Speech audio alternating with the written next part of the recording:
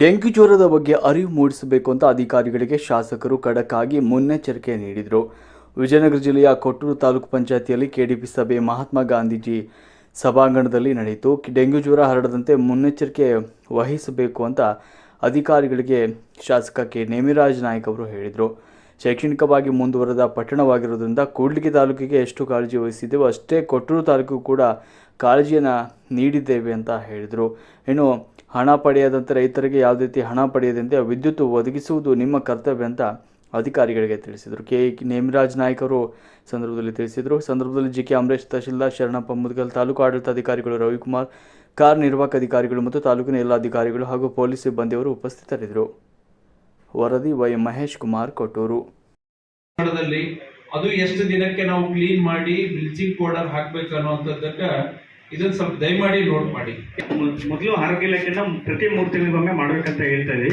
ಈಗ ಇದು ಒಂದು ಮಾನ್ಸೂನ್ ಸೀಸನ್ ಆಗಿರೋದ್ರಿಂದ ವಾಂತಿ ಭೇದಿ ಪ್ರಕರಣಗಳು ಜಾಸ್ತಿ ಆಗಿರೋದ್ರಿಂದ ಪ್ರತಿ ತಿಂಗಳಿಗೊಮ್ಮೆ ನಾವು OHTಗಳು ಕ್ಲೀನ್ ಮಾಡಿ ಅದು ಕ್ಲೋರಿನೇಷನ್ ಮಾಡಿ ನೀರು ಬಿಡಬೇಕಂತ ಹೇಳ್ತೀವಿ ಸರ್.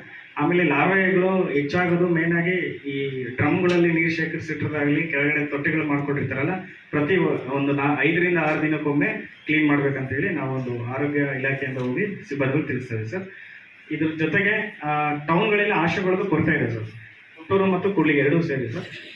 ಅಲ್ಲಿಗೆ ನಮ್ಮ ಸಿಬ್ಬಂದಿಯವರು PH ಸುರಕ್ಷಣಾಧಿಕಾರಿಗಳು ಹಾಗೂ ನಿರೀಕ್ಷಣಾಧಿಕಾರಿಗಳನ್ನ ಕರೆಸಿ ನಾವು 20 ವಾರ್ಡ್ಗಳು ನಾವು ಸಿಬ್ಬಂದಿ ನಿಯೋಜನೆ ಮಾಡಿ ಲಾರ್ವಾ ಸೇವೆಗಳನ್ನು ಮಾಡ್ತಾ ಇದ್ದೀವಿ ಸರ್. ಈಗಿರೋದು ಒಂದು ಕೇಸು ಇದಕ್ಕೆ ಇದು ಒಂದು ನೋ ಮ್ಯಾನ್ಸ್ ಲ್ಯಾಂಡ್ ಅಂತ ಹೇಳ್ತೀವಿ. ಈ ಒಂದು ಸೆಕೆಂಡ್ ವರ್ಲ್ಡ್ ವಾರಲ್ಲೆಲ್ಲ ಒಂದು ದೊಡ್ಡ ಯುದ್ಧ ಆಯಿತು ಒಂದು 30-40 ಜಾಗಕ್ಕೆ ಯುರೋಪಲ್ಲಿ. ಆ ಪರಿಸ್ಥಿತಿ ನಮ್ಮ ಸುಂಕದ ಕಲ್ಲಿದೆ.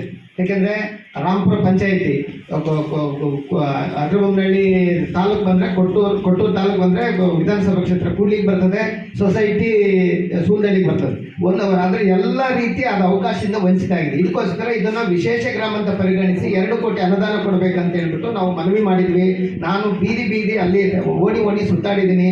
ತುಂಬ ಎಲ್ಲ ಜನಾಂಗ ಇರೋಂಥ ಊರದು. ಅದ್ರ ಬಗ್ಗೆ ವಿಶೇಷ ಗಮನ. ಈಗಾಗಲೇ 50 ಲಕ್ಷ ಅನುದಾನ ಬಿಡುಗಡೆಯಾಗಿದೆ. ಇವತ್ತು ನಾಳೆ ಕೆಲಸ ಸ್ಟಾರ್ಟ್ ಮಾಡಬೇಕಾಗಿದೆ. ಮತ್ತು ಸುಂಕದ ಕಲ್ಗೆ ಮುಂದಿನ ದಿನಗಳಲ್ಲಿ ನಾವು ವಿಶೇಷ ಒತ್ತು ಕೊಡೋದಿದೆ. ಯಾಕೆಂದರೆ ಅದಕ್ಕೆ ಪಾಪ ಅವ್ರಿಗೆ ಪಂಚಾಯತಿ ಸದಸ್ಯರು ಕೂಡ ಅಸಹಾಯಕರಾಗಿ ತುಂಬ ಸರಿ ನಮಗೆ ಅವರ ಅಸಹಾಯಕತೆ ವ್ಯಕ್ತಪಡಿಸಿದ್ದಾರೆ. ನಮ್ಮ ಹತ್ರ ಯಾರಿಗೂ ಹೋಗಿ ಕೇಳ್ಕೊಳ್ಳೋಣ, ಕ್ಷೇತ್ರ ಬೇರೆದು ಮತ್ತು ತಾಲೂಕು ಬೇರೆಯಿಂದ ನಮಗೆ ಸ್ವಲ್ಪ ತೊಂದರೆ ಇದೆ ಅಂತ ಅದನ್ನು ಸರ್ಕಾರದ ಮಟ್ಟದಲ್ಲಿ ಸರಿಪಡಿಸಿ, ಇಲ್ಲ ಅಂತಂದರೆ ವಿಶೇಷ ಅನುದಾನ ಕೊಡಿ ಅಂತ ನಾವು ಬೇಡಿಕೆ ಇಟ್ಟಿದ್ದೀವಿ ಸರ್. ತಾವು ಪ್ರತಿ ಕೆಡಿಪಿ ಮೀಟಿಂಗಲ್ಲೂ ಅಧಿಕಾರಿಗಳ ಮೇಲೆ ಕ್ರಮ ಕೈಗೊಳ್ಳಕ್ಕೆ ಹೇಳ್ತಿದ್ರು, ಬಟ್ ಇಲ್ಲಿವರೆಗೆ ಕ್ರಮ ಕೈಗೊಂಡಿರೋ ಉದಾಹರಣೆನೇ ಇಲ್ಲ. ಇಲ್ಲ ಅದು ಇಲ್ಲ ಅಂತ ಹೇಳಿ ಗುಟ್ಟು ನೆಪ ಕೆಲವರು ಇಟ್ಟಿದ್ರು. ನನಗೆ ಅದು ಇದು ಏನಿಲ್ಲ, ಎಲ್ಲ ರೀತಿಯಿಂದ ಕೆಲಸ ಮಾಡಲಿಕ್ಕೆ ಆ ಸಾಮರ್ಥ್ಯ ಶಕ್ತಿಯನ್ನು ಜನ ನಮ್ಗೆ ಕೊಟ್ಟಿದ್ದಾರೆ.